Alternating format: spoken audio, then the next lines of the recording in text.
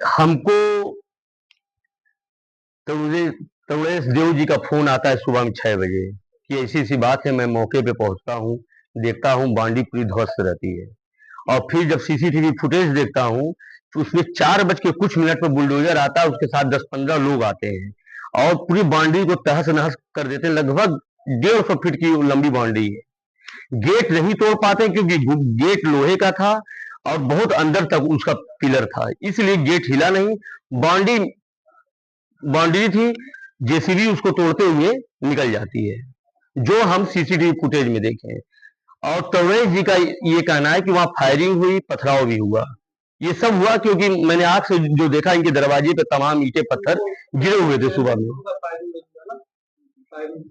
जैसे जब बुलडोजर का लाइट पड़ रहा था, उसके पीछे लोग थे, तो इसलिए उसके इस नाते वो आ नहीं पाया। आप देखिएगा बुलडोजर का नंबर भी नहीं आ पाया, मत लाइट के कारण। तो ये जैसा बता रहे हैं, जैसा ये बता रहा हूँ, मोहल्ले के लोग भी बता रहे हैं फायरिंग मौके पर हुई है। अच्छा, प्रेस वार्ता करने का क्या मोटिव?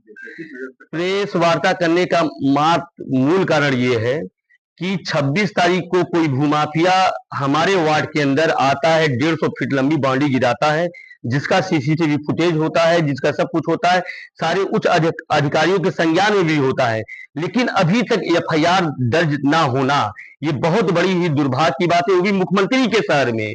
ये हमारे परम पूज्य योगी आदित्यनाथ जी महाराज को बदनाम करने की पुलिस प्रशासन द्वारा एक साजिश है। जो बुलडोजर लेकर आते हैं, वो बुलडोजर गिराता है, सारे लोग देख रहे हैं कि बुलडोजर ध्वस्त किया है, गिरता है, वहां मौके पर अपराध हुआ है। इनके जमीन का मामला क्या है, इससे मुझको कोई मतलब नहीं है, लेकिन हमारे वार्ड में अपराध हुआ है तो एफआईआर दर्ज होना चाहिए। मेरा मात्र यही मांग है। थाने वाले क्या कहते हैं? थाने वाले तो पहले तो जब मैंने फोन किया तो मुझे को टाइट कर रहे, थाने आओ थाने आओ थाने आओ। मैं 15 मिनट बाद जब एसपी सिटी महोदय से बात किया, तब वो लोग नरमी से बात किए, जिसकी रिकॉर्डिंग मेरे पास है, और एसएचओ राजघाट अपने सीयूजी नंबर से हमको फोन किए 15 मिनट बाद और कहे मुकदमा पंजीकृत हो रहा है, सौरभ देखना, मैनेज करना, कहीं भी कोई भी वीडियो वायरल ना हो। ये उनके सीयूजी नंबर द्वारा जो मुझको फोन किया गया है, वो इस पे रिकॉर्ड है। आप तो कह रहे मुकदमा कहाँ अभी तक पंजीकृत हुआ? अभी लोग हिल्ला हवाली कर रहे हैं। एसएचओ राजघाट स्वयं बोले कि मुकदमा पंजीकृत हो रहा है, जिसकी रिकॉर्डिंग मेरे पास है। तो मैं भी आश्वस्त था कि चलो मुकदमा पंजीकृत हो रहा है, लेकिन शाम तक इनको बैठाए रह गए, कह रहे सर्वर डाउन है, सर्वर डाउन है, सर्वर डाउन है।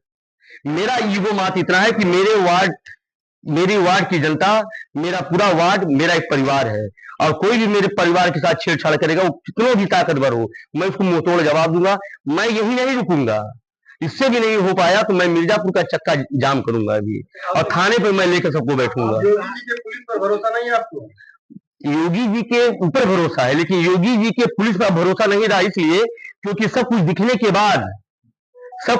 बाद मुख्यमंत्री जी रोड पे तो आएंगे नहीं, थाना राजघाट का एक एक फाइल चेक करने।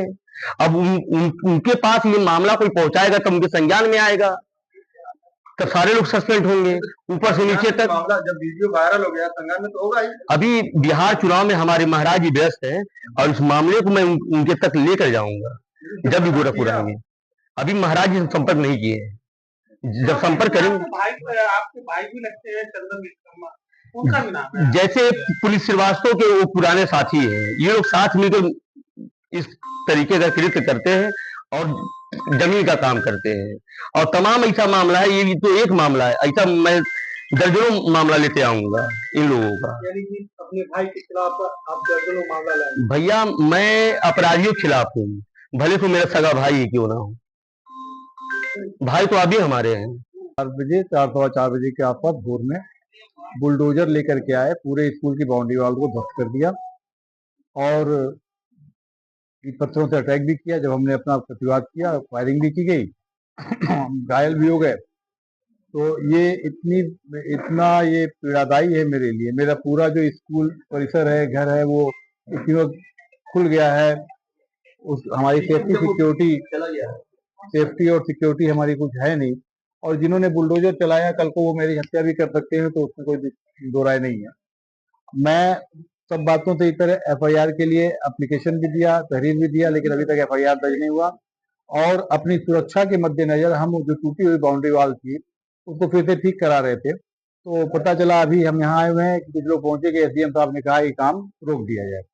लेकिन मुझे ये नहीं समझ में आ रहा है कि मामला जब सिविल कोर्ट में चल रहा है और ऑलरेडी हाई कोर्ट का डायरेक्शन है कि हमको हमारे कैंपस में किसी ढंग की कोई असुविधा ना पैदा की जाए, पुलिस को भी ये डायरेक्शन आया हुआ है, डीएम साहब को भी ये बताया गया है, तो ऐसे में एसडीएम साहब का इस ढंग का आदेश वो मेरे समझ में नहीं आ रहा है।